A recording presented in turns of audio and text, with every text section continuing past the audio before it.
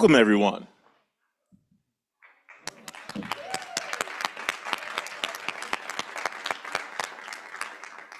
Thank you, and welcome to the 9th annual Pitch Challenge at Fordham University by the Fordham Foundry, but powered by you all, the Fordham community. The Pitch Challenge is always a grand event, and I mean that in every sense. It's grand by the amount of participation that we garner, from our alumni to our students, undergrad, grad, spanning all of the schools that comprise Fordham University. So the diversity of participation and the richness is always something that we're very proud of. It's grand because of how many entrepreneurial minds enter into the Pitch Challenge way back in the beginning of January to make it to where they are now. And it's quite the gauntlet. We give them hours of mentorship and pour in from across our Fordham community, from entrepreneurs that have graduated, from folks in the Bronx community and beyond. Those entrepreneurial participants pour hours into their ideas and their ventures in order to refine them and get those pitches where they articulate the problem, the solution, and how they will get profit and purpose out of their endeavors. And you're gonna see what that looks like tonight. There's a lot that I can tell you about the Fordham Foundry, but I'll leave it at this. The Fordham Foundry is Fordham's hub for innovation and entrepreneurship, where we serve to support all of our students, alumni, and our wider community that we inhabit. There's a lot that we do beyond the Pitch Challenge to support entrepreneurs and the spirit of entrepreneurship, but tonight is about the Pitch Challenge. So what I'd like to do is actually invite you all to pull out your phones, and if you can scan this QR code, this will actually take you to the program guide. There's a lot more rich information there. You'll learn more about our judges, more about our teams, the entrepreneurs, and the mission of the Fordham Foundry. So while you're doing that, I will give you an overview of what we're going to experience with the time that we have this evening. So once we move past the welcome, we're gonna have our general finalists provide presentations. So you'll see a richness of diversity across all of the types of ventures and ideas and markets that they're serving and penetrating into. But you'll also see our finalists for social impact and how all of them are finding ways to express the Jesuit tradition of being people for others through entrepreneurial means. We'll have a networking break. So you get to meet the people that are around you, as well as our entrepreneurs that are tabling in the back, and see what they're building, what they're selling, and what they're striving to put out into the world. And then you'll get to see who the winners are. We've got prize money at stake, but we also have prizes for you all. And we're putting the voice and the opportunity to select a winner in your hands as well. So please stay engaged, take notes, meet people, but understand what your voice is as the people's choice. And then lastly, we'll give those prizes and talk about what the continuation of the spirit of entrepreneurship looks like from April to beyond. So I wanna get straight into it, but before we do, here's a word from President Tanya Tetlow.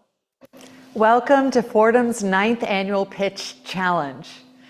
The entrepreneurial spirit that has defined the Jesuit tradition for centuries continues to thrive here at Fordham.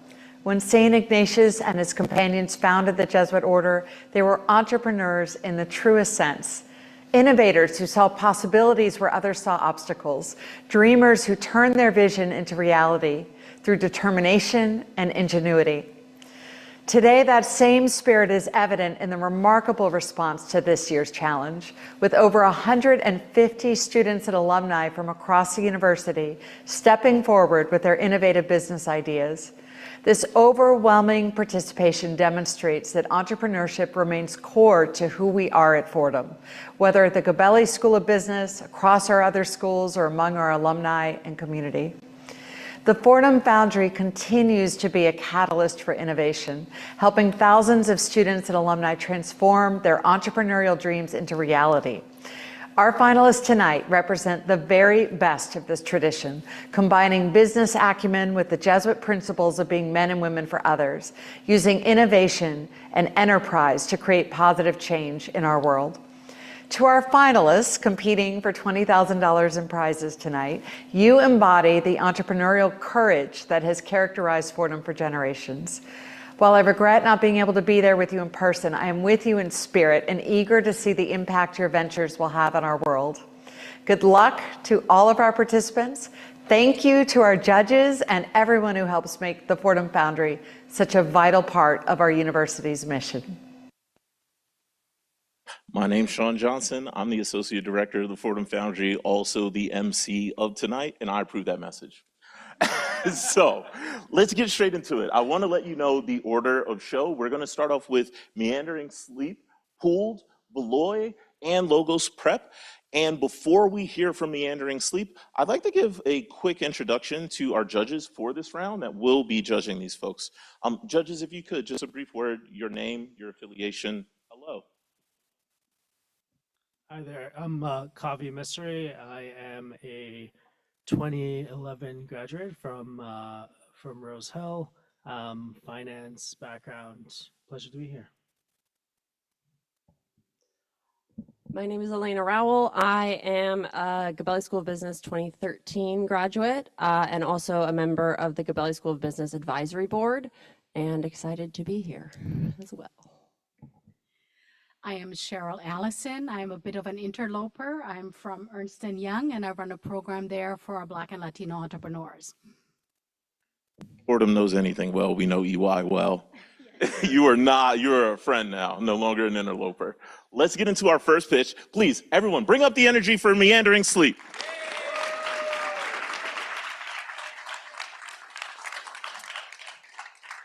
All right, thank you, Sean. All right, hi everybody. My name is Logan Valesky, and I'm a junior computer science student here at Fordham. So I'm assuming that all of us here have in the past or in the present even experienced a sleeping problem. And we address these sleeping problems in a variety of ways, be it drugs like melatonin, NyQuil, but also in much more specific methods such as sleep stories, white noise, and lectures. And we're seeing a rise in these methods, these much more specific methods. So this is why I've created Meandering Sleep. Meandering uses AI text-to-speech to create long-form, rambling audio stories and lectures, taking advantage of generative AI's tendency to ramble and go off the beaten path. So we're turning a bug into a feature. So really your brain is being unhooked in this kind of content in between coherence and incoherence in terms of narrative, kind of gracefully putting you to sleep as you go to bed.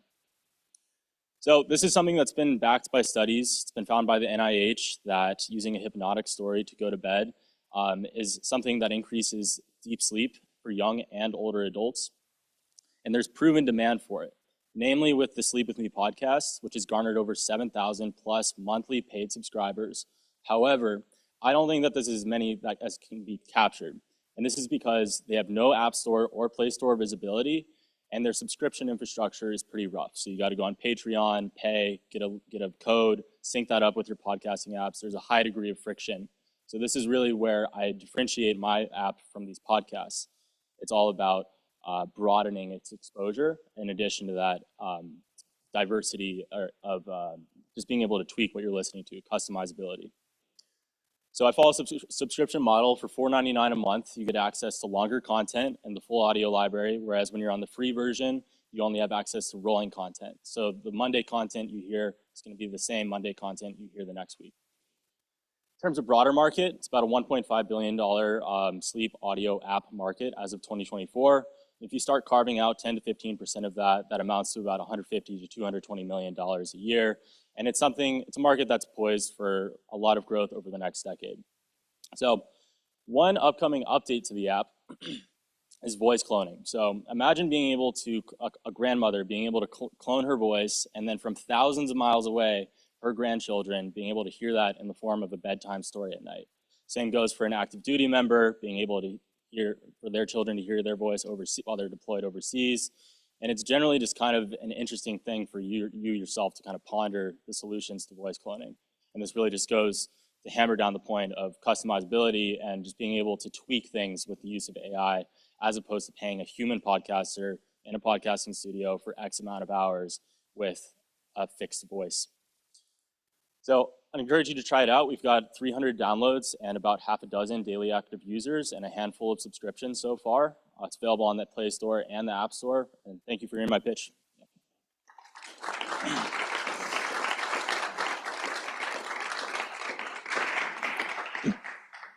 Thank you, Logan. Now we'll hear from the judges. Any questions, one or two, please? Nice pitch. Really nice UI as well. What's your strategy? What's the underlying technology behind your cloning? Is it yours, or what's the Cloning details? uses technology, an API through, it's called Cartesia, which is an established company which has well-defined privacy requirements. And so they've laid all of that out as kind of the baseline for me to be compliant within those privacy requirements. And so really they get to take care of that, and then I get to be able to build on top of it without worrying about those legal restrictions. Yeah. Got it. Thank you. On the topic of voice cloning, is that something that there's already a market existing for, or would you be a first mover there? There is a market existing for it. Specifically, a company called Character.ai is really popular. So it's like you can hear Mario's voice and tell him what to say. But this kind of niche within it, you know, a grandparent and grandchildren, that kind of personal connection, I have not seen anywhere in my market research. Yeah. That's amazing. That's incredibly compelling. I think that could be a good path to run down. Have you thought about any strategies to increase your market share?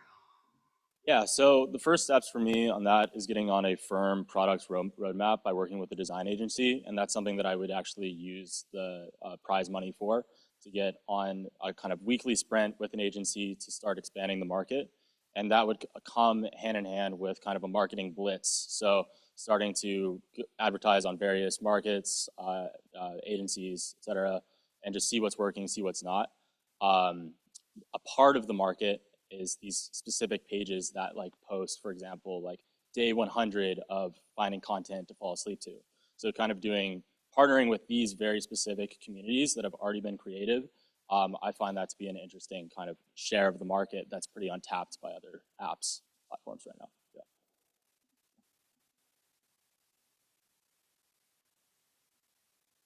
Thank you, Logan.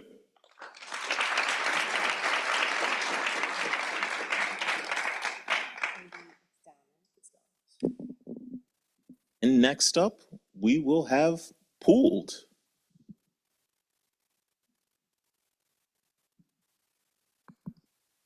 Hi, everybody. My name is Jennifer. I'll be presenting Pooled.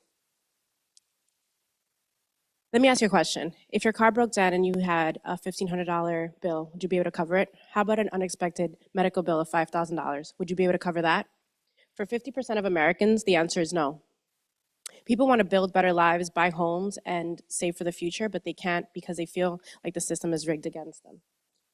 Traditional banks make credit practically inaccessible. Credit cards make it way too expensive. Payday loans are often predatory, and buy now, pay later apps, which are modern, still have a lot of hidden fees. But here's the thing. Communities across the globe have used informal saving circles to save and help themselves have financial security throughout our history. Things like tandas, asociaciones, and susus have helped millions of people across the globe gain financial security. And this is exactly what Pool aims to do. I myself, as a Dominican American, have used asociaciones before. When I was in college, I used it to pay rent. When things got rough, I used it to pay emergencies. And I even funded a spring break trip. Just don't tell my mom. But the reality is that I know that these things work. They're just informal and unscalable. And unfortunately, we haven't been able to modernize it. But Pooled has tried to do this. Pooled has taken that time-tested concept and really pushed through to bring it to the American populace. Our first product, we have two distinct products actually. Our first product is our legacy pools, where you could save with people you know and trust. And then our Aspire pools, which are more credit-based systems that you could save with people you actually don't know. These credit-based systems are broader than traditional credit pools, than traditional banks, excuse me. where we use things like pay stability, in-app previous payments, as well as other factors that traditional banks don't necessarily use. Here's how it works. You get on our app, you create a profile, you join or create a pool and accept certain terms, such as the length of time, the payment amount, inclusive of our fees upfront, as well as your payout order. Everyone then submits their payments on a normal cadence until everybody receives all of the funding and the pool closes out. Let me tell you that our target audience is really massive, but it's really, really underserved. Think about immigrant communities, gig workers, people who do not have access to credit. Our total addressable market is $100 billion, with $50 million in the United States alone. And our fee is very simple, 7 to 10% based on payout order. The first person who gets paid gets 10% fee, the last person gets a 7% fee. Everybody else falls in between. And we're ready to go. Our MVP is ready to go, and our third-party BaaS providers are also ready to provide us their partnership and help us join us in the journey to change personal finance.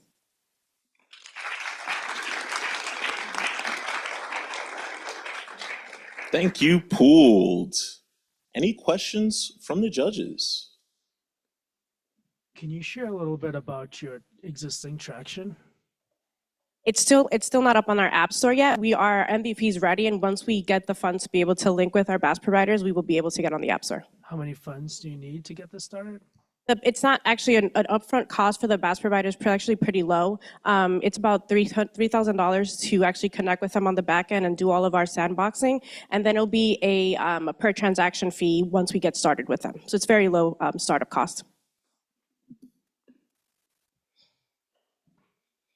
What's the strategy for ensuring repayment? So we do have another partnership, which we are having it's called Truage. It's a insurance that would actually cover our entire portfolio up to $100,000 as of right now, for a very minimal amount, which we have included in our fees as well. It's inclusive of all of our operation costs. That includes things like non-payment for loss of jobs, illnesses, etc.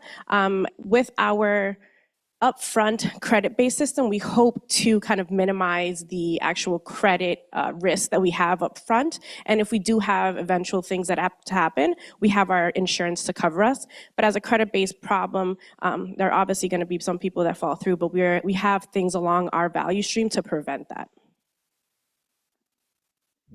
My question was along the same lines, also about the credit risk. What tools of enforcement do you have? Yeah, so if a person does not pay, for example, within 5 or 3 business days of their due date on the cycle when they owe us money, we will obviously, we try to force ACH. That's the first thing, obviously. If that fails, that person gets a warning, and then we'll ultimately get kicked out of that pool, and we will find somebody to either replace them, or eventually we'll take a loss if there is a credit. Obviously, when you have a credit product, that's unfortunately what happens, but we're thinking they're very minimal amounts. We're thinking most people would have $5,000 pools, and we'll start them off. Obviously, another mechanism that we have on our value stream would be to start people off at lower pools until they build in-app trust and in-app ability and showcase how they're able to pay off things. And then as they grow and show perhaps more income stability, we will provide them with bigger pool opportunities as well. We also have a reward system, if you guys want to talk about that. There's different ways. We've thought about how to kind of reinforce the system of trust and the system of actual repayment, which we believe if we provide people with the opportunity, they will do so. Just a quick question. What does your revenue forecast look like over the next 3 years? So we average about, so it depends, right? Because What we are averaging right now, our target would be 150 active pools with about 10 members each. We're averaging we will want to start averaging about 1,000 to 5,000 pools. If we stick to the 5,000 numbers and at the top end, obviously, that is about $4,000 per pool in revenue. If you multiply that by the 150, we're talking about $600,000 for the 150 pools if we're taking those numbers in consideration. If at the lower end, it will definitely be lower in the like the $70,000 range, or excuse me, yeah, $70-ish thousand range on the lower end if it's $1,000 average pool. Thank you, pooled. Yes.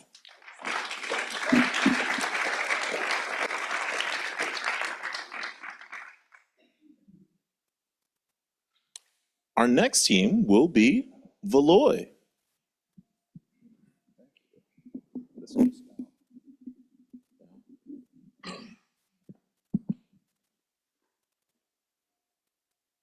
Test. Perfect. Hi, everyone. Today, I'd like to introduce to you Valoy. A study by the Barbara Bush Literacy Foundation found that over 54% of American adults lack literacy proficiency. And of those with dyslexia, over 80% don't get diagnosed until adulthood. As a Fordham alumnus that currently lives with dyslexia, this was my story not too long ago. And currently, with declining literacy rates, there is a need for better ed tech tools catered towards weak readers and dyslexics alike.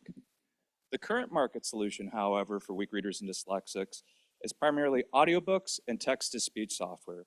The issue with this is that it's expensive, unresponsive to dry or challenging content, and limited to a fixed selection of books and textbooks.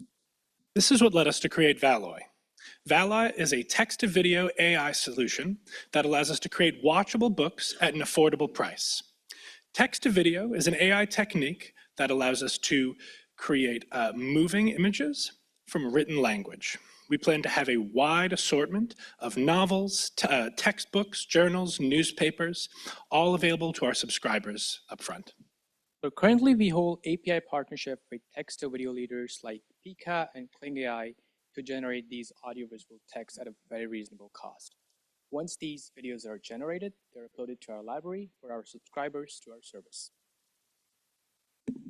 This wouldn't be possible without our wonderful team, and apart from our talents in software engineering and machine learning, we all have unique backgrounds in education. Dr. Davio Cianci and PhD candidate Shivam as educators and professors, and myself in special education.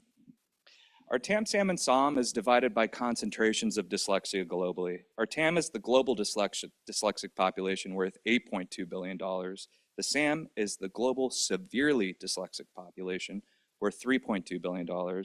And the SOM is the global severely dyslexic student population worth $600 million. And I feel at the very least we can encapsulate the entire global dyslexic population and then scale up from there.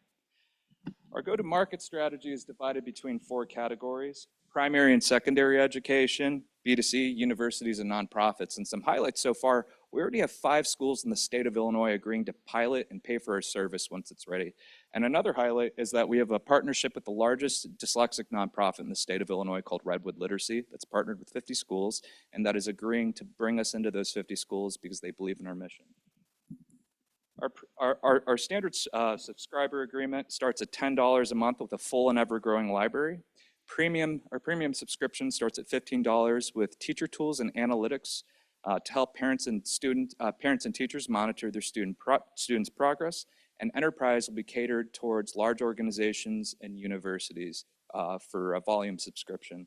And finally, we have a free version with paid ads and unlimited library. Thank you for the time. Do you have any questions?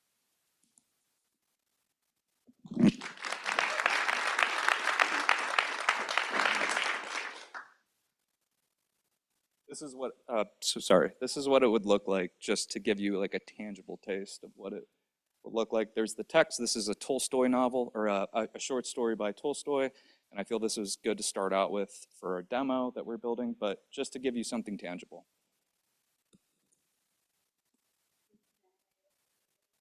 Correct. Yes.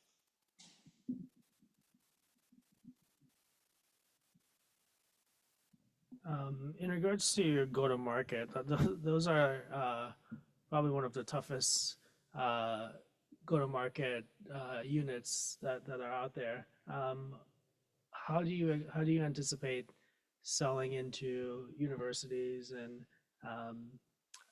nonprofits being they're typically the ones with no money and a very long sales cycle. So how do you expect to penetrate? That's a great question. And you're right, the sales cycle is long. But, at first starting this, I had some apprehension because I thought, it's a lot of people that don't have a ton of money to spend. But after showing what we've built so far to special education teachers and, dyslexics and people with different learning styles in general, we know that they're starved for solutions.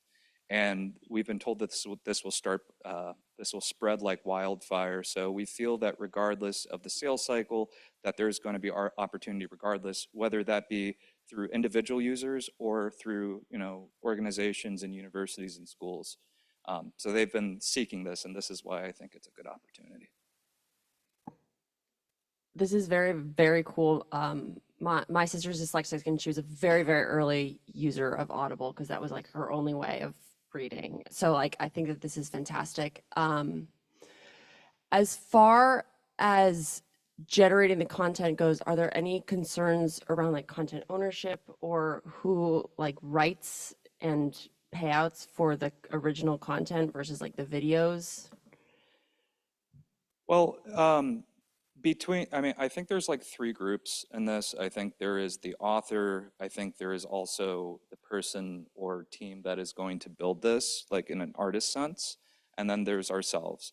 I think I think that's your question. If there's any legal issues, we plan to partner with authors, and we're not going, if we just generated this or something that's not in the public domain, we could be held legally liable. But with our legal process and our team, that we plan to have the right measures in place to take that on. So that's definitely something we have to think about.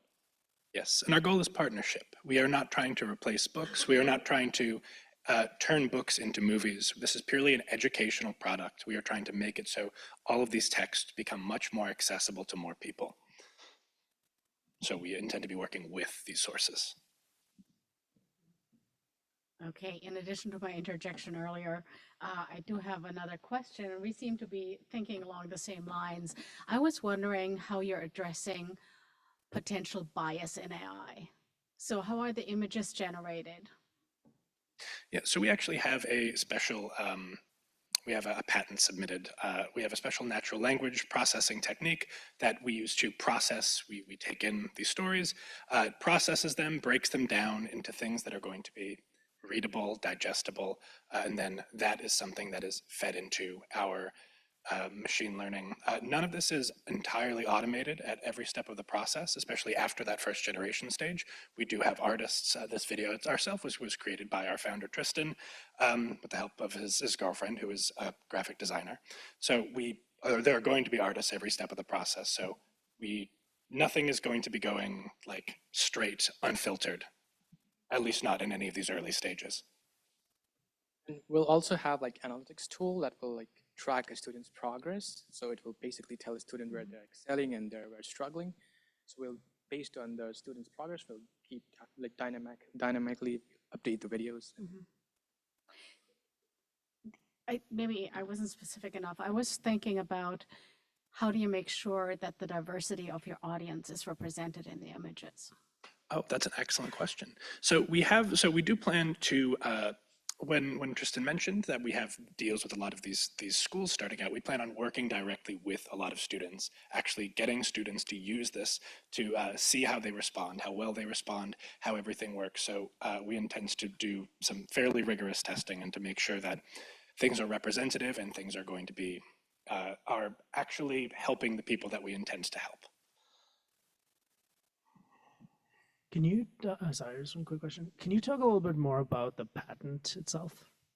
Yeah, the patent is specifically, so anyone can put in a bunch of text and get a video. A lot of these services are widely available and fairly inexpensive now. Our patent is specifically for our natural language processing that takes the text and does some magic to it that we can get into if you want to get into the patent, and converts it into something that will be digestible for people with dyslexia or difficulty reading. So that is the part that is patented. Is it patent pending or what's the It was status? submitted recently. It's so patent yes. pending. Yeah, sorry. Correct. We just submitted it maybe 5 days ago. Okay, 6 days cool. ago. And then we did a preliminary patent. I put my stake in the ground in March of last year, so it was the limit this year. So, but we patented a method.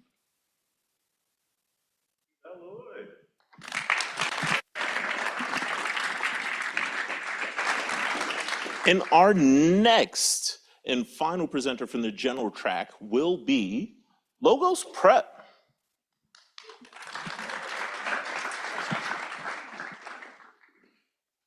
And the clicker. There it is. Hey, everybody. My name's Nick. This is Logos Prep. The LSAT is the decisive factor in law school admissions, and each point is worth up to $20,000 in scholarships. A recent tutoring student of mine named Maggie jumped from a 171 to a 179. Over the course of her career, that's worth $2.5 million more in lifetime earnings.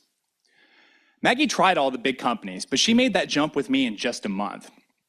So while companies like 7Sage, PowerScore, Blueprint, they're taking an outdated, lecture-heavy paradigm and porting that to the internet. It's a new medium, but it's the same content. Students have enough content, though, but what they need is clarity. They need the clarity that Logos provides. Logos means logic, and I teach logic every day, both as a decorated instructor here at Fordham, as well as an LSAT teacher. Over 12 years, I've taught 1,300 students, and I specialize in elite scores. Last year, Logos earned $52,000 in revenue on zero marketing spend.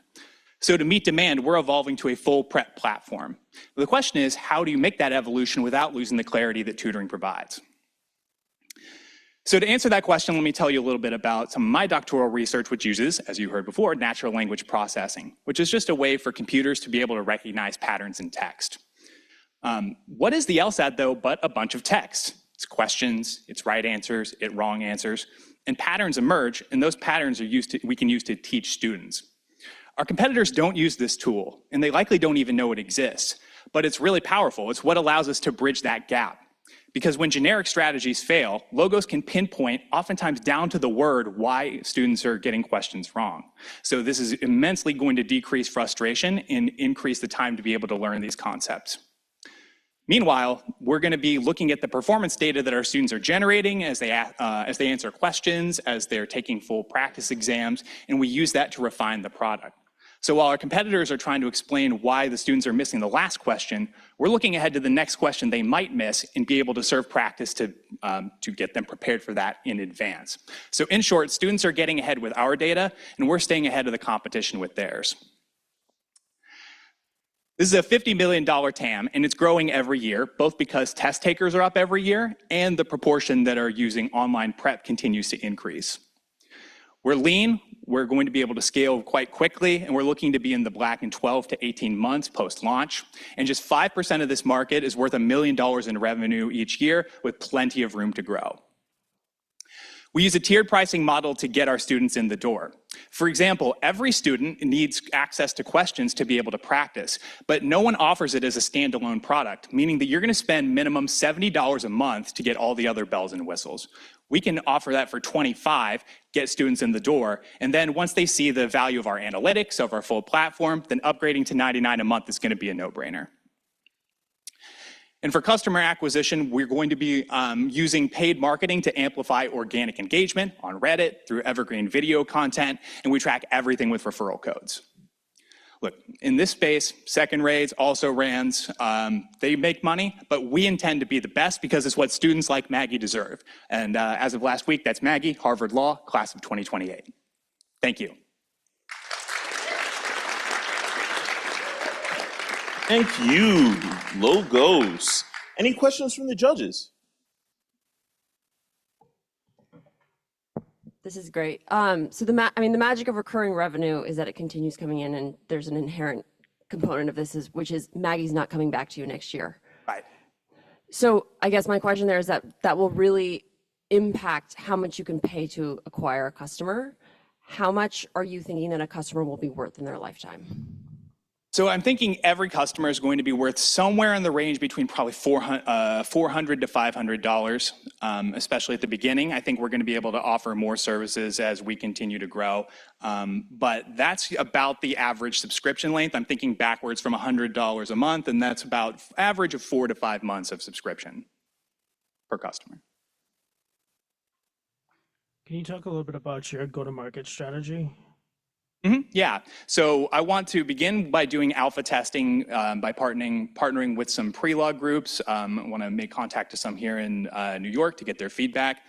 The rollout's going to start with us doing this video content and text engagement, so that way we establish a presence. Right now, most of the LSAT market, the place where people are meeting, people were finding out about the available services is on Reddit, so that's why I want to mention that specifically. Once we establish that reputation there, then it's a lot easier to become an incumbent. That's how the current market incumbent was able to achieve their current status. As your customer base is somewhat limited at this point, can you transfer it into other areas? I think so. I think the most natural place that I would go next would be the GRE. I think it's a little bit harder to do with the math section. And I think that the market is going to be maybe bigger, but you're going to see, I think it's going to be bigger, but a lot of the same stuff applies equally as well for the GRE. So like, for example, when I took the GRE to come to grad school, I did almost next to no studying because the verbal reasoning section is kind of an easier version of the LSAT. Sorry to anyone here who's taken the GRE and suffered through that, but the strategies translate basically the same. I mean, a lot of the question types are almost exactly the same between those two tests. So that's the most obvious place that I would go next. Now, I don't know if I would want to do it for the MCAT, because I don't know if, I don't feel qualified to tell doctors how to become doctors, but I can very easily envision this for other standardized tests as well.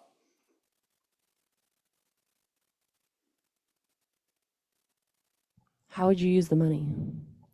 Well, I got a tax bill coming up next week, so not quite $1 million, but what I would be using the $1 million for in terms of like the building out the business would be having like a really killer front end. One of the huge pain points right now is the market leader is basically a glorified WordPress site, and it's slow, it's not responsive, it's not like a pretty place to be.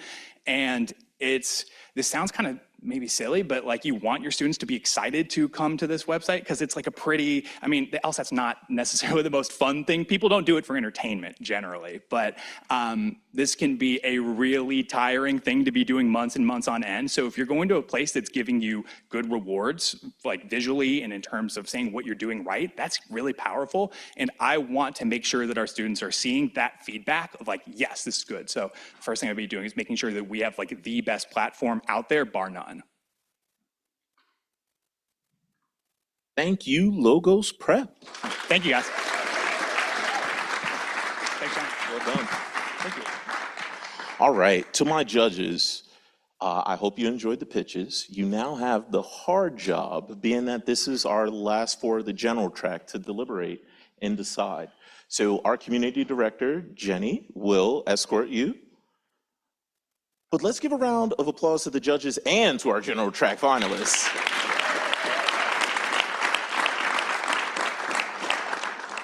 Now, as they're packing up, and we'll welcome in our social impact judges, I just wanted to give a little bit of a plug for what actually happens after this. I know I mentioned that it doesn't stop and there's just a continuum of entrepreneurship here at Fordham, but particularly, you'll notice that we've announced our general track panelists in 4s.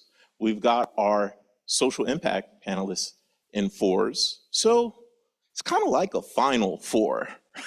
So if you watch basketball, you know you may be happy, you may be sad, maybe DraftKings, it made you happy or sad, but we also celebrate the spirit of basketball and entrepreneurship. Just over here, there is the oldest functioning basketball gym in all of Division I, and we do an entrepreneurial challenge called the Battle of the Bronx, based off of a basketball challenge that's been happening since the beginning of NCAA basketball, called the Battle of the Bronx. In the Battle of the Bronx, we take some of our finalists and compete head-to-head with the finalists of Manhattan University's best teams that have ever pitched. We beat them quite handily, but sometimes they do win. on April 23rd, we will be at Keating Hall, bringing our best against their best in the Battle of the Bronx. Shameless plug, but let's transition into our social impact Final Four. So now we've got our judges seated here. They'll introduce themselves in just a second, but I will give you the lineup of teams that you're going to hear from. So first is the Girl Saved by Grace, then Trend AI, followed by Student Stand Up, and Santa's Secret Workshop. So before we get into our pitches, an opportunity for our judges to introduce themselves. Name, affiliation, and a hello. There we are. I thought I was the only judge for a moment. Hi, everyone. My name is Leanne Statuto. I'm the Executive Director of the Responsible Business Center based at the Gabelli School of Business. And I'm also an alum from Fordham College Rose Hill 2016. Hi, I'm Mike McSherry. I'm the co-chair of the Fordham Foundry Advisory Board.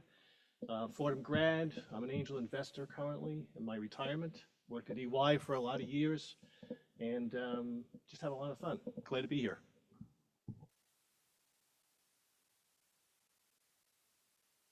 Finance. At the moment, I'm chair of the board of a large hospital system and happy to be here. And to the people on the internet, that's Chris Lowney. If you didn't know, I keep talking about the spirit of Jesuit tradition and the intersects with entrepreneurship.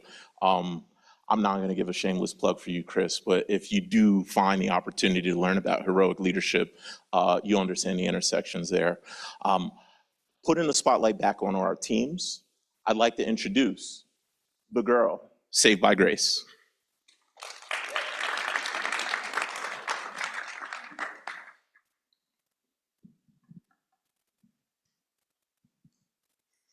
This is my mother, Jacqueline, and on top of this beautiful picture we have on the screen, here she is in person.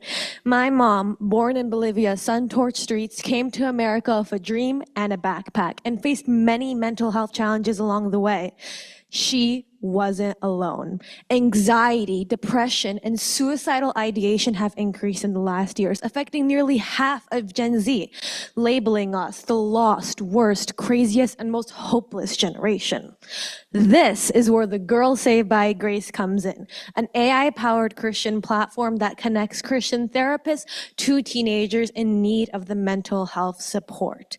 Now, the Girl Saved by Grace has originally launched as a Christian YouTube channel of over 200,000 daily active viewers. And on top of that, we have reached over 650 million people through our strategic partnerships. And what sets the Girl Saved by Grace apart in comparison to our competitors is that the Girl Saved by Grace truly tries to fix the root cause of the mental health struggles, not just addressing their effects. Now, in regards to our target market, we have target teenagers aged 13 to 19 years old, and our required resources include our AI software, marketing strategy, as well as our qualified therapists. Now, in regards to our three tiers, after surveying over 5,000 of the Girl Saved by Grace YouTubers, we have 3 tiers listed on the screen. Our freemium, premium, and standard models that helps tailor each of the mental health supports to each user's needs. Now, in regards to financials, we expect over $6 million in revenue after a 3-year hold. This is just based on a fraction of those currently in a waitlist and only a portion of those in our standard and premium models. Now, in regards to current solutions, although there are many mental health applications out there, they fail to address the root cause of these mental health concerns. On top of that, they are not customizable to each user's needs. And with the Christian apps out there, they fail to address teenage-specific concerns. Now, in regards to our value proposition, this is where the Girl Saved by Grace comes along and fills that gap in the market. We believe that with increased faith commitment, there's decreased disorder levels, as you see on the screen through historical data. Now, the Girl Saved by Grace has already impacted over 200,000 lives across 225 countries, and we have done this through the help of our strategic partnerships affecting nearly 650 million people worldwide. Now, this has been done with a $0 out-of-pocket cost costs, and why I'm here today is to support our mission through Fordham Foundry's funding, specifically when it comes to delegating our task and expanding our AI software so that we can help one teen at a time. Thank you.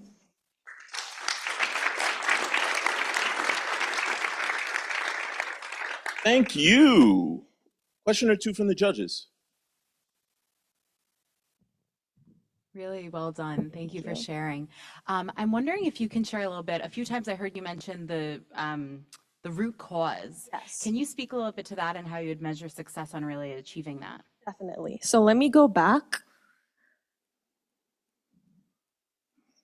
Okay, so the root cause of many of these mental health issues that I've encountered with those already in the Girls Saved by Grace was that they felt feelings of isolation, loneliness. They felt like nobody was there to help them hear of their struggles. And this is especially common in the Christian community because they often tend to sideline mental health issues. Oh, you'll get over it. Oh, this is not something that is talked about. And many Christians are shunned because of their struggles.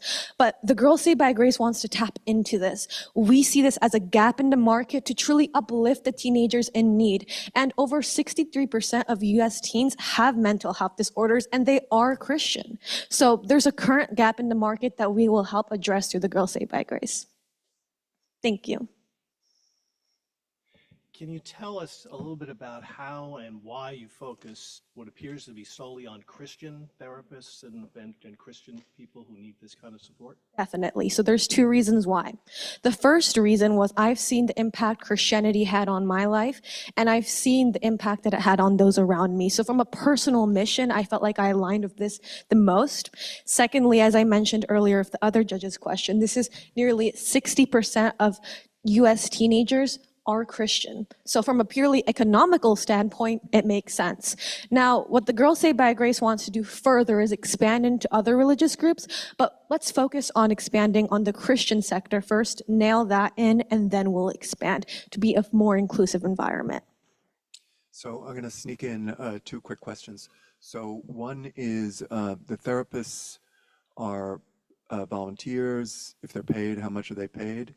Mm-hmm. And then you mentioned a waiting list, and how did that accumulate? Okay, so for your first question on the therapist model, these are licensed professionals. So these are NPCs, natural language, no, not NPCs, that's something else.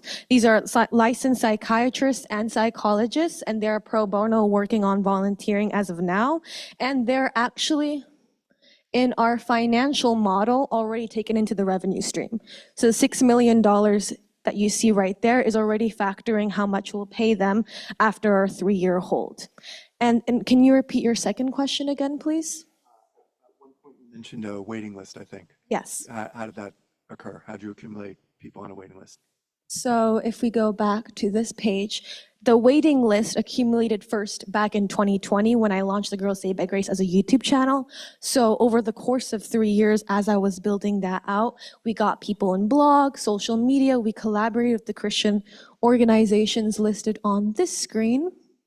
And through our widespread adoption, through these organizations listed, we truly adopted a wider audience. Because if you see the financial institutions on this screen, they helped really amplify the Girls Saved by Grace's mission because they believe in the power of mental health. And regarding the biblical ones that you see on top, the Christian ones, these have been through my own personal outreach to them. So because of these partnerships, because of the Girls Saved by Grace's YouTube channel and social media growth, that's how we got our wait list. What about liability? So what happens if something terrible happens to one of the young people and they come back and sue Definitely. you? How's that going to work? So that was a big concern of mine I wanted to tackle in early on because we're dealing with mental health concerns. So that is included through our third party, such as Theranest. And this is a therapy platform which connects these therapists that are licensed professionals. And we are kind of that middleman that helps reach the therapist to the teenagers in need of mental health. So all the liability, all those initial issues go through the third-party software. So then once they fully get these people vetted and accurately processed, then they come to us to fill out the online application them even become a therapist on the Girls Saved by Grace. Thank you, the Thank Girl you. Saved by Grace.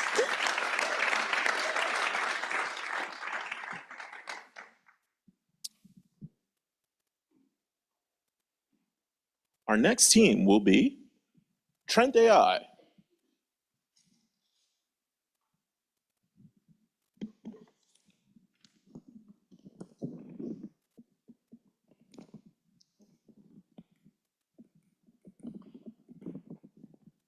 Hello, my name is Akhtar, and I'm going to present Trent AI. Today's renters are fighting a losing battle. From expensive, shady brokers to overpriced apartments, landlords hold all the power. Landlords have the tools, the pros, and the platforms. Renters are left in the dark, navigating the market alone. The solution is simple. Technology built for the renter that balances the scale. By combining machine learning and AI, every renter will have their own hyper-personalized digital agent. It's like having a market analyst and the top agent in your pocket, built to empower, not to exploit. Meet Talia. She's a renter in Philly.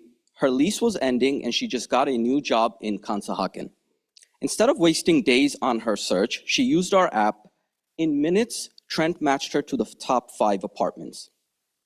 But the real value wasn't in simply narrowing her search, but the recommendation that she stay put. Based on current market data, vacancies, and time on market, it advised her to negotiate better terms with her existing landlord. Talia renewed her lease with no rent increases and even got a credit for minor upgrades, saving her thousands in rent and relocation expenses. This is the kind of recommendation an agent would never give, and most renters would never know to ask.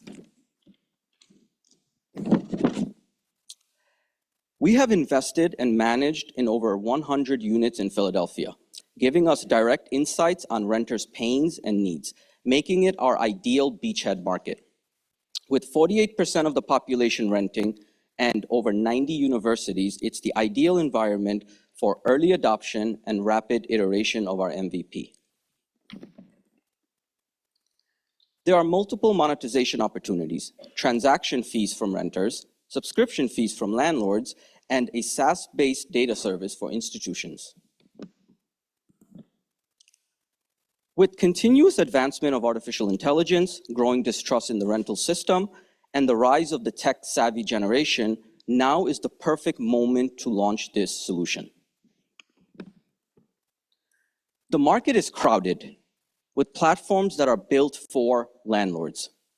Trent is the first AI-native solution built exclusively for renters, putting their needs front and center.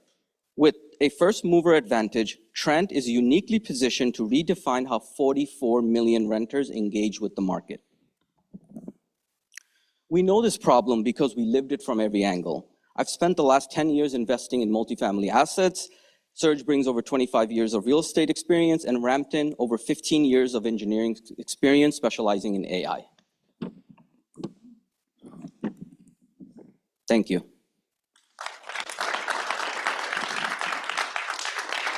Thank you, Trent AI. Any questions from the judges? Very nice job. Can you just summarize for us the social impact this will have? So renters have always been, there's an asymmetry in power when it comes to real estate. Landlords, brokers, agents, they control everything from data to platforms, anything you can think of. Renters have nothing at their disposal other than working with an agent to go find a rental space. However, they don't have an aligned interest, so therefore, what we're designing here is to empower the 44 million renters out there to use our application to go and negotiate, to get better terms, to really balance that scale between renters and landlords and just redefine the system.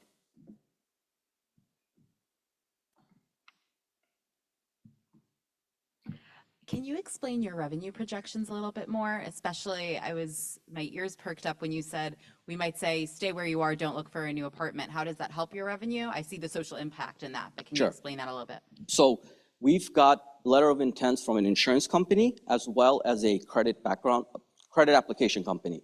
So those letter of intents are based on cross-selling the product, and we would have a revenue share. So any renter, even if you renewed your lease and you stayed, you have to renew your renter's insurance. So they would do that. The idea is they would do that with us. They would also do their credit applications with us, since you're searching for apartments and whatnot.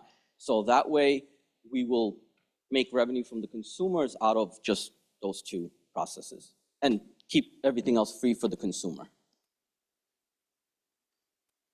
Just in the end here, you mentioned the word negotiate. Yes. So tell me a little bit more about that. You'd actually be an agent negotiating with landlords on behalf of people, and sounds pretty labor intensive. Okay, so how it works is it's a vertical AI agent, so it's connected to multiple different large language models.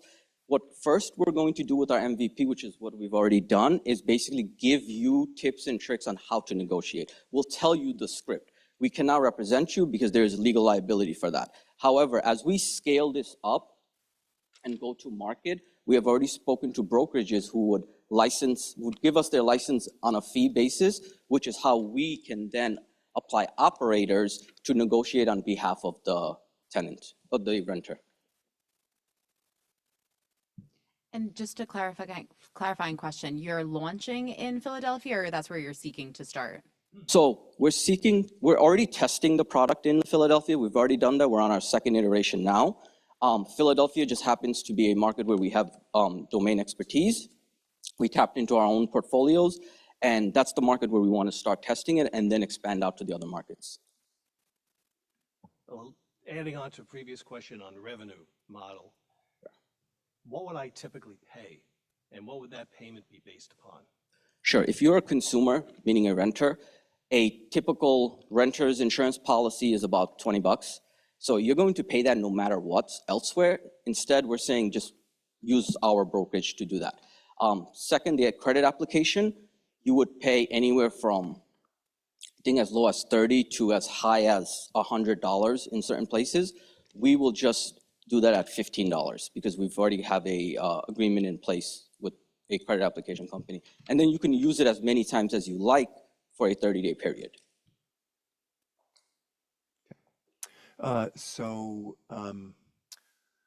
There's a lot of big players and sharks in this market, and they're not going to be very interested in having you come along. So how do you imagine breaking through? Either the marketing, like how's it going to happen that folks are going to start using you? Perfect. First, we're going to the universities, going after the graduate students who are tech savvy, and they are pretty much, they're tech savvy, and they're all about this revolution of landlords versus renters, right? So we're going to tap into that culture. But however, once we get out of the universities, we are looking at renters by necessity as our market.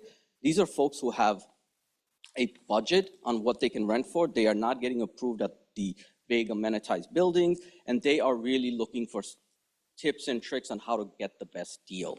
So we've segmented our market to renters by necessity as well as university students, and that's how we're going to go in, and that's our go-to-market strategy for the beginning. Thank you, Trent AI.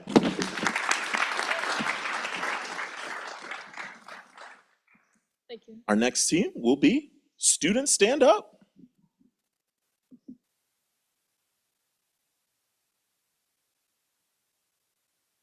Hi, my name is Lillian Hertel. I'm a sophomore here at Fordham, and I'm the founder and executive director of Students Stand Up. So when I was in high school, I was really interested in finding ways that I could give back to the communities that had given me so much. But when I tried to do this, I ran into two major issues. First, it was difficult to even find organizations that were accepting youth volunteers in the first place. And once I got involved with these groups, I frankly felt more like a burden than anything since I didn't really know what I was doing. Now, when the COVID-19 pandemic hit, I came across this sentiment of hopelessness again and again in the young people around me. So I founded Student Stand Up, a 501c3 nonprofit that is educating and empowering the next generation of youth changemakers. Now, I think the opportunity here is pretty clear. Gen Z is a very politically passionate organization, but not all of us have the resources that we need to get involved with our communities. This is where SSU comes in. While other organizations offer civic education or direct involvement with communities, no organization streamlines the pathway of involvement, which SSU does through a 3-step process. First, we have a 6-week curriculum that we deliver 4 times per year that covers all the basics of democratic principles, civics, and hard skills that are pertinent to work in advocacy. Upon completion of the curriculum, we match students with organizations that are working in their areas and align with issues that they're passionate about so that they can get to work. Finally, we have an expansive network of existing youth activists that collaborate and engage in resource sharing actions through our broader community. So on the left of the screen here, you can see an example of one of our introductory lessons on democracy. We're really focused on making them interactive and engaging for our 12 to 19-year-old demographic. And then on the right here, you can see all of the issue areas that we have partner organizations that are actively working in. Now, since our inception in 2020, we've been able to work with 1,100 young people from more than 100 countries around the world. And now we're really, really proud of these numbers. We're looking for additional funding so that we can expand our reach and increase our bandwidth to reach as many students and communities as possible. To the right of the screen here, you can see some, but not all, of the organizations we've received grants from in the past. And to elaborate a little bit more on why we're seeking additional funding, it really comes back to the growth and scaling aspect. So we have a lot of team members that are on volunteer or contractor bases, and we're looking to convert them to paid part-time and full-time positions so they have increased bandwidth with which to work directly with young people, and also just improve the caliber of our offerings so that they're the best they can be. So thank you for your time, and I'll be taking questions now. Thank you, Lillian. Very needed, very exciting. Can you speak a little bit about the curriculum development? Is there an accreditation that comes after that program? Do people pay into that, or is that all free because I'm assuming most of your funding is coming through foundational support or something like that? Yes, so all of our programs are free so that we can make them accessible to as many young people as possible. All you need is a connection to some kind of mobile device to partake in them. In developing that, we worked with a lot of social studies teachers and existing activists to make sure that the resources are pertinent. So yeah, I hope that answered. For the curriculum, just a little more information on that. Is this video streamed only, or is it live, or a combination of the two? Yeah, And then how do you vet and evaluate the effectiveness of the instructors and the material? Sure. So all of our instructors are themselves youth activists or former youth activists. So that's how we kind of, vet the quality there. Our curriculum is delivered in a variety of ways, both to accommodate people's schedules and their learning needs, because obviously everyone learns in different ways. So we offer live Zoom sessions in a variety of time zones, which is another way we're trying to increase our bandwidth by expanding to more time zones. We have recorded lessons, so those are like one-on-one recordings, including questions. And then the example that I had on the slide was one of our interactive lessons, so those can be completed at any time. Nice job, nice idea. I had 2 questions. So one, first, just so I understand correctly. So the impression I got is this just makes matches for people who are interested in advocacy, like you mentioned education, but not those who might want to volunteer or be a teacher. Well, some of these partner organizations, essentially, that we work with, a lot of them are advocacy-based, but some are more volunteer-oriented. Now, we don't work directly with entities like soup kitchens or anything like that. That's the more like traditional idea of volunteering. But we do have a lot of organizations that are doing grassroots work that could be considered not like the traditional idea of like advocacy either. And my second question was, I took away the impression that it's pretty much exclusively grant funded. Yes, that's correct. There's no other source of revenue in the model. That's pretty accurate. We rely as a 501c3 primarily on grants and also individual donations. One more question, if I can. Can you speak a little bit about the team? Is it you? It sounds like you're doing a lot of work, so who else is a part of it? Yeah, for sure. So we have 3 teams. We have outreach, marketing, and then our curriculum development team, which is really the core of what we do. So we have directors for each of those teams. I kind of float around all of them and also apply for grant funding on that end of things. And then we have, I think our most expansive team is curriculum development because we have a number of different people who deliver the lessons live. So that's our structure. Thank you, students. Stand up.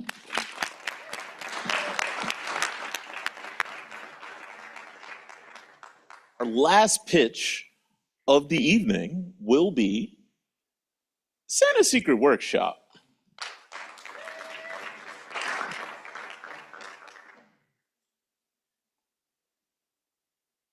Hi, I'm Condrick Lewis. My wife and son love Christmas, but the process of meeting Santa has a big problem. The mall. Up to 3 to 4 hours waiting. I gotta entertain my son because he's bored. Finally, from the line, he doesn't care, my wife and I don't care, and we got seconds to put on a good face to hi to Santa and take a pic for one photo. Or hire a professional photographer to Santa. There's more time, it's all about the photos. We're not involved in so many upcharging fees. Beautiful photos, but very expensive.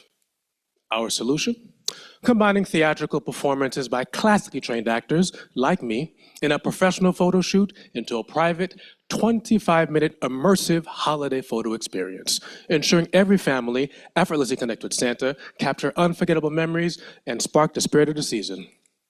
Our underlying magic, an undercover elf will place a human, their personal guide, who leads the family through interactive stations intertwined with storytelling and imagination that both kids and adults can engage and enjoy. Our secret sauce? Santa knows things in advance about the kids. Names, ages, moments of achievements, and acts of generosity or kindness that makes the visit personal and magical. And yes, an appointment that starts on time and you get to choose your Santa. Our target audience, Christmas celebrating families or parents who just want to make their kids happy. Our goal, earn the confidence and trust of our clients, and it worked. 87 paying clients. Our goal next year, triple that number. How it works? Go to the website, book a preferred time, and digitally receive your photos to share and cherish. Our all-inclusive package is $350 for families, and what is awesome? Split it with another family. 10% of our clients did. Also, 36% of our clients loved it so much they paid an extra $150 for all the photos or $25 extra per photo. Plus discovered 2 revenue streams, dog owners and corporate accounts. These additional revenue streams will increase our growth potential, and we are targeting brands to sponsor elements of this year. By curating something uniquely special that touch people, we've been covered by major broadcast outlets and local newspapers. Mommy influencers to adventure influencers boosted our visibility. Small businesses cross-promoting to assist getting off the ground, all for free. Except Mayo Studios, an amazing partnership that gave us a 2-month short-term lease. We add immense value to the families we serve. Our competitive offerings allow us to stand out as a company. There is nothing like us on the market. But this would not be possible without my extraordinary team. However, the true heroes, our classically trained actors cared for each family. They're outstanding, but do not take my word, take our clients. 52% of our clients took the time to rave about their experience on Google and Instagram. And I'm extremely proud that we achieved these initiatives. Consider being a part of a company that truly makes magic happen. Thank you.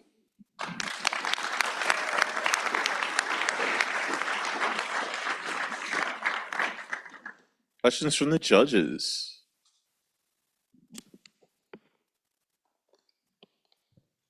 Thank you for sharing it. It's interesting to bring this in this time of year. So I saw Secret Santa. I was excited to learn more. Can you share a little bit? I was a little thrown when I saw the price to be honest, on the social impact side. But that said, I don't go to see Santa. So can you share a little bit of the comparison of what you'd spend at the mall and why this is the social impact to make this equitable when it's $350? So yes, as we all know, the mall is either low cost or very free. However, as I said earlier, the problem is that as a parent, because I know most parents who I know don't do it because it's not worth being online for 3 hours. Parents who I know actually will drive all the way to Long Island to go to one of these experiences. However, in New York City or in most cities, this does not exist at all. And also in terms of price point, it's essentially a photo shoot. So if you said, hey, I want to go hire a photographer, like we didn't go to my business, a photographer what you've seen earlier, sorry, I should actually go to that slide. It'll actually give you numbers. Where is it? So if you went to an actual photographer, you can pay between $350 to $1,500 for the photo shoot. And again, as I said, it's just a photo shoot with a Santa or not for lovely photos, but there's actually no experience, there's no true interaction. And to have kids actually light up and have a great time with their parents and also with their kids, having a lovely time is priceless, which I've seen. You're welcome.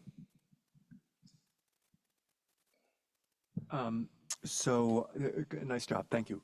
Thank so you, I sir. have one, maybe two questions. So one, first is about the photography part. Yes. So just tell me, is like, so Santa's taking the photos like with a phone or with a camera? Are they being edited? And then the second part of the question is, have you thought about the extension of holiday cards, or a lot of people now send out a Christmas greetings from the so-and-so family?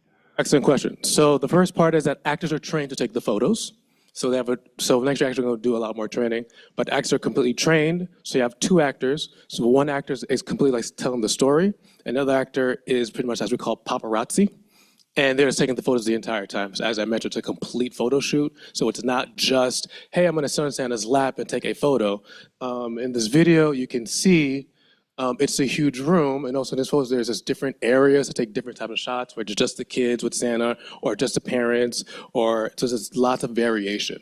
And I'm sorry, your second question one more time, sir? Are you thinking about extensions like holiday cards and so on?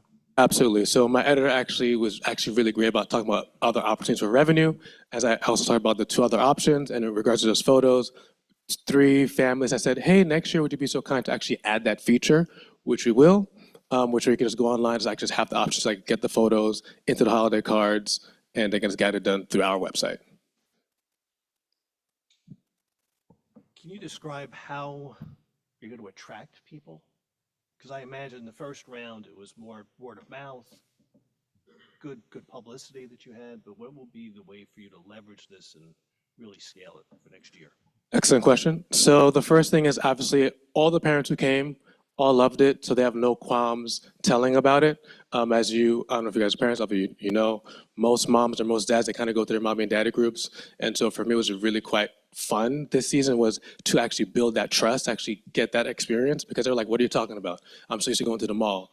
But so once it actually happened, the floodgates have happened and it happened, but the issue was last year because it was so late in the game, people don't understand. So I'm actually quite excited this year because now it has happened, there is trust. I have about 350 email subscribers who actually want to come back this year. And my current strategy for this year, I'm trying to do something unique. It's called, if you don't know about the holiday, Christmas in July. And so this year, my dear friend actually also went to Fordham. He is a Grammy-winning children's artist. So actually, we're going to throw a huge concert in my neighborhood, Long Island City, called Gadget State Park, where we're going to have him have a huge concert for kids and have both Santas come out preparing to go on vacation, and then see them in the holidays. And also at the same time, we're going to potentially do either a Christmas movie for them to watch. And obviously the usual strategy, have an agency, talk to lots of moms and dads. I'm actually going to target actually specific high schools and grade schools, not only in my neighborhood, but particular areas in Greenpoint, Harlem, Upper East Side, Financial District, just areas where I just know where people actually really want it and actually have talked to me personally. And just keep on working, getting the word out, because once parents truly understand something, like they will come out, which I have learned from this process. You're very welcome. Thank you, guys. All right. That concludes all of our pitches. So we will ask our judges to deliberate. on the social impact round, but give another round of applause to our social impact founders, judges. Let's go. So that officially brings us to the networking break. The networking break is an opportunity for the judges to decide who won, but it's also an opportunity for you. So the first thing that I'll mention again is all of our entrepreneurs in the back, please, as you get up, stretch your legs, enjoy some of the sundries, please patronize them, see what they're up to. Also, put your thinking caps on because you get to be the judge as well. So as you came in here, you should all have sheets for the People's Choice Award. Please decide who you think should win the People's Choice Award. There is cash involved, so your vote matters. Please get the vote out. Network with the people around you. You may actually find that there's different insights or perspectives on the pitches that might sway your vote. And then the last thing that I'll say is that People's Choice Award slip is also your raffle ticket for the Apple raffle. Once the judges are done deliberating and we're aware of who's won, we'll call you back and we'll see what happened. Enjoy.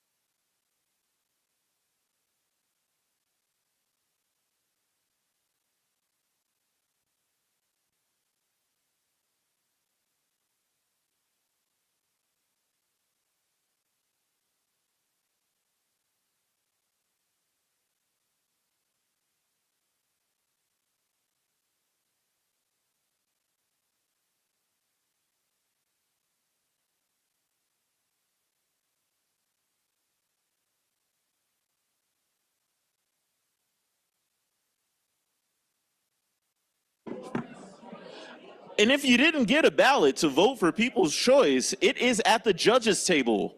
Front stage.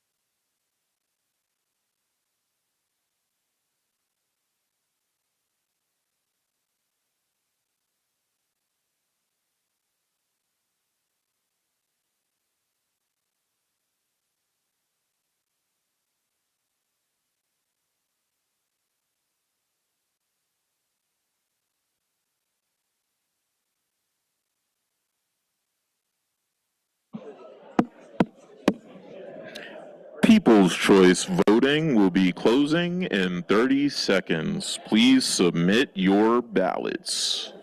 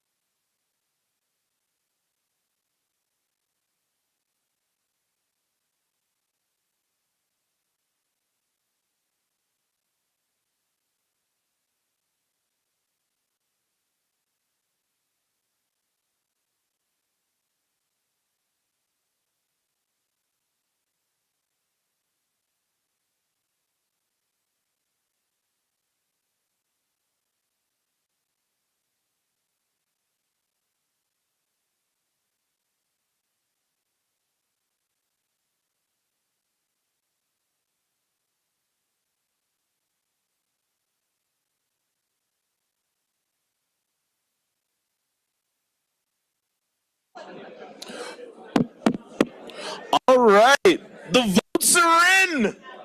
If you find your seats, you'll hear the news.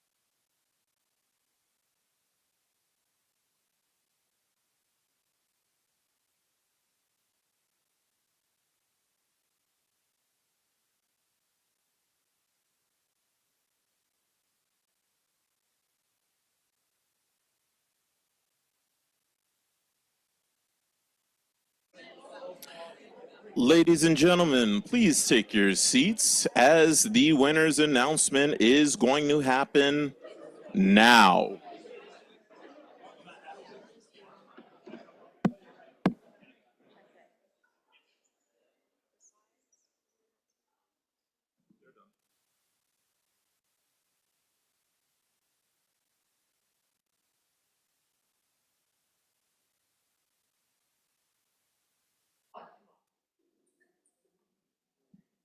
And now, for the moment you've been waiting for, the winners. Drum roll, please. All right, our first one's going to be People's Choice. The People's Choice Award winner is... That's not true.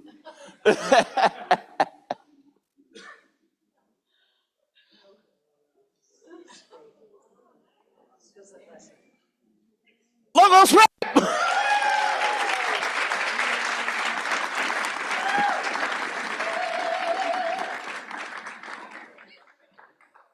All right.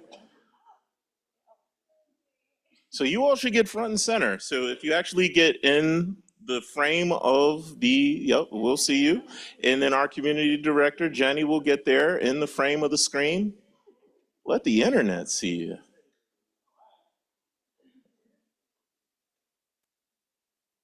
Phenomenal. All right.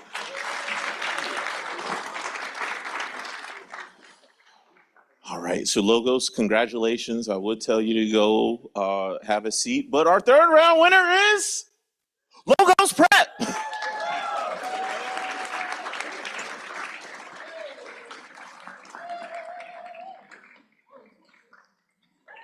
All right, now if you get within the frame of the screen, you will be seen by the internet and you can take a picture with our community director, Jenny Myth.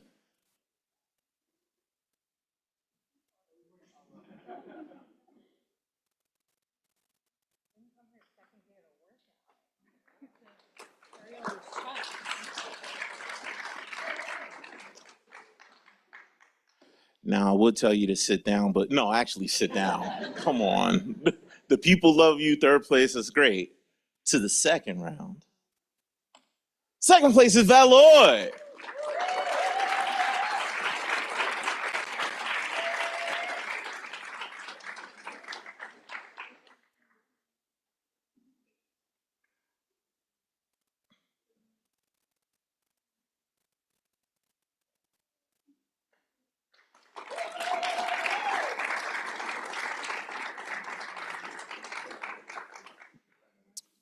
And now for the winner of all of the social impact category. The Girl Saved by Grace.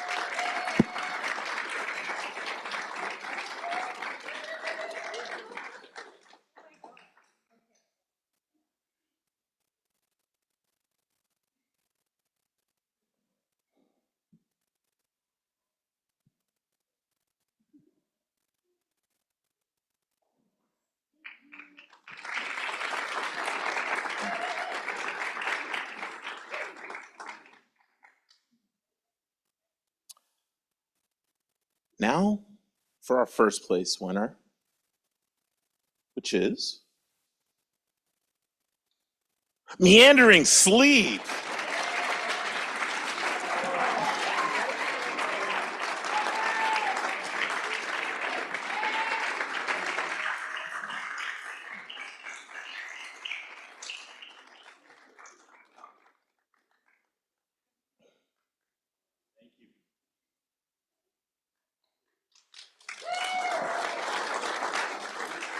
There we go. And those are our winners. I wanted to give a special thank you to our sponsors, Wigan and Dana, HubSpot, Stripe, Morrison Forrester. But you're all winners too. So who actually won our raffle? So we've got an assortment of Apple products from Apple Tags to AirPods. So if you do find our intern Kathleen, she will come and find you so you can get your prizes. First come, first serve in terms of what you get. The surprise will be delivered now. It is Medina P, Chloe Tong, and Yulia Isaeva.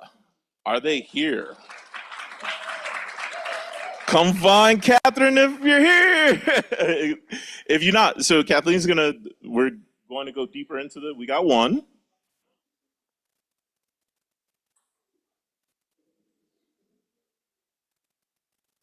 There we go. There we go. Perfect. All right. So that concludes our evening. I wanted to thank you all for spending it with us.